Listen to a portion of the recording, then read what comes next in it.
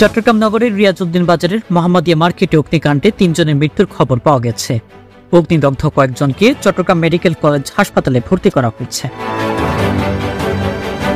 আমেরিকার ক্ষেপণাস্ত্র প্রতিরক্ষা ব্যবস্থা ভেদ করার লক্ষ্যে অত্যাধুনিক অস্ত্র একাধিক ওয়ারহেড ধারণকারী ক্ষেপণাস্ত্র পরীক্ষায় অগ্রগতি দাবি করেছে উত্তর কোরিয়া।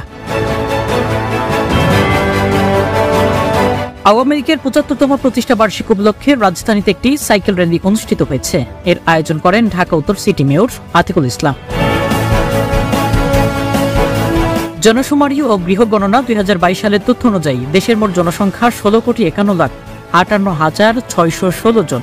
এর মধ্যে পুরুষ ৮,১৭,৬৯,২৬৬ জন আর নারী ৮,৩৩,৮১,২২৬ জন। অর্থাৎ দেশে পুরুষের চেয়ে নারী বেশি ১৬,১১,৯১৬ জন।